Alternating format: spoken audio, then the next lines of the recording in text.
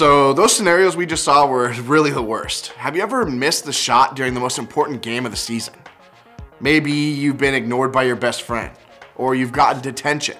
Out of all these options that we saw, I can't decide which one is truly the worst. So what does all of this have to do with what we're talking about today? Well, I think if we're being honest, some of us might think that our topic today is the worst thing that we could ever talk about at church, and that is sex and relationships. We're gonna have some real talks about some real things when it comes to sexual stuff today. So even if we all feel a little awkward at times, we're just gonna go ahead and dive into these real conversations together. And today I wanna talk about something that can have a pretty big impact on the way that we see both sex and relationships. And that thing that we're gonna talk about is pornography.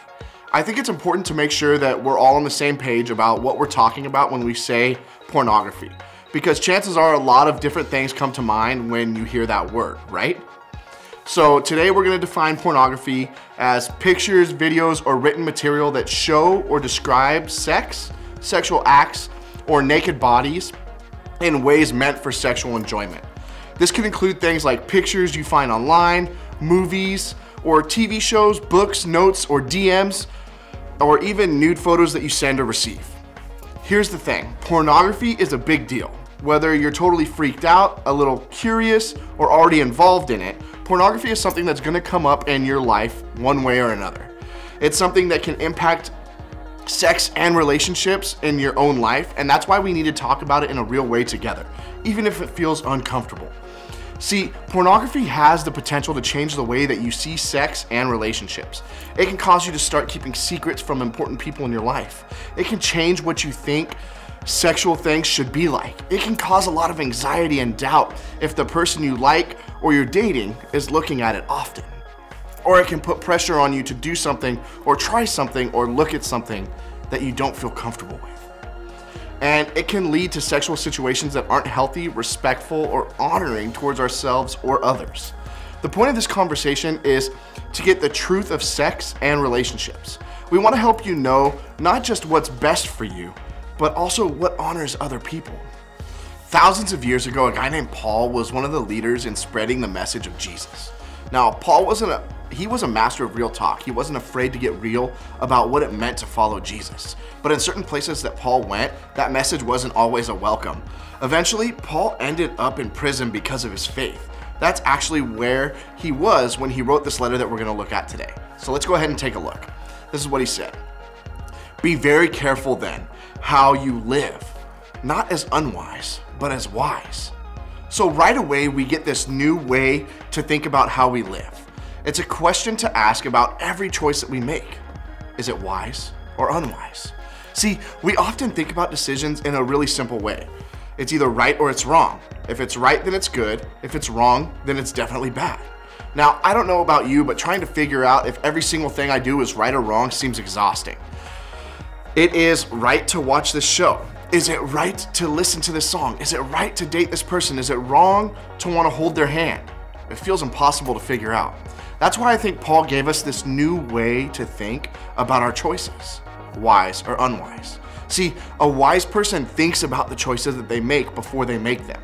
They use their judgment, knowledge, and experience to make the best choices that they can, both for themselves and for others.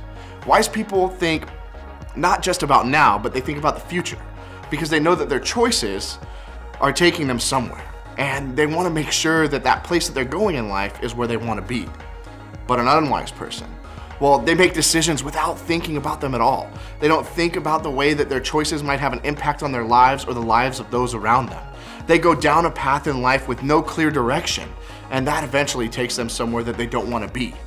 And here's what's true for all of us. Our choices take us somewhere. They lead to other things. See, that's why it's important to have real talks about pornography, so that we can help each other understand what's wise and encourage each other to choose it for our own lives. But here's the deal. I get that this isn't easy. I understand that for a lot of you, this feels impossible. Maybe it's because you're so far into pornography already, and the thought of actually being able to stop and make wise choices feels incredibly difficult. You might feel like you made a decision that took you to a destination that you can't come back from. I also understand that most of the things we hear about sex and relationships tells us that pornography is totally normal part of it, that everybody sees it, that it's not a big deal, that there isn't really a way out. But here's what Paul says. The temptation in your life are no different from what others experience. And God is faithful. He will not allow the temptation to be more than you can stand. When you are tempted, He will show you a way out so that you can endure it.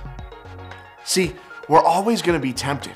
Every single one of us are going to struggle with making unwise choices over and over and over again.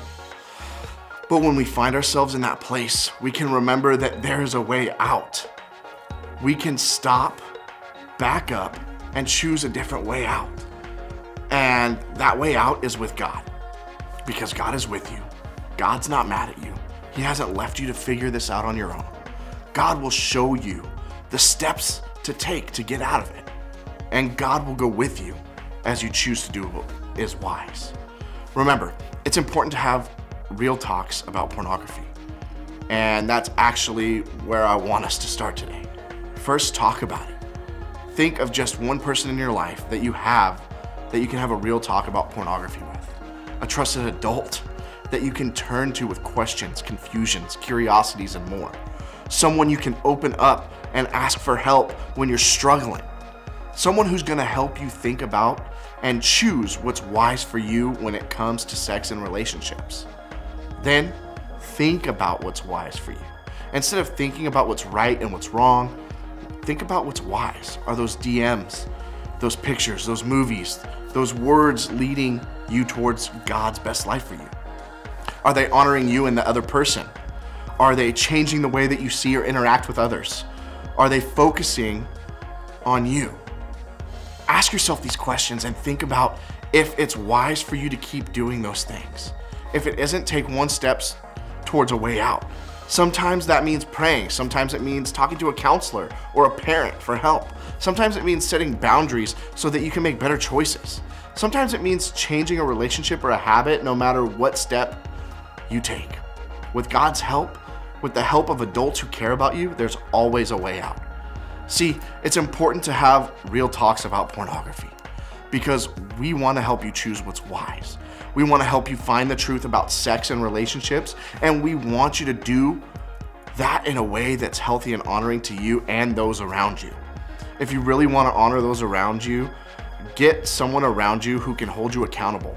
The high school students I have, we have blocked inappropriate websites from our phones through using our settings, and we do this together.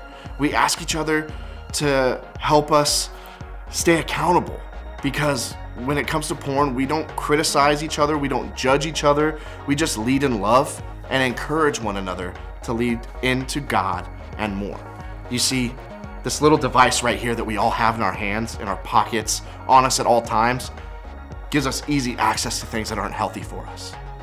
So this week, if you need help, reach out to me, another leader, or a trusted adult, someone that can hold you accountable and show you the same love that Jesus has for you.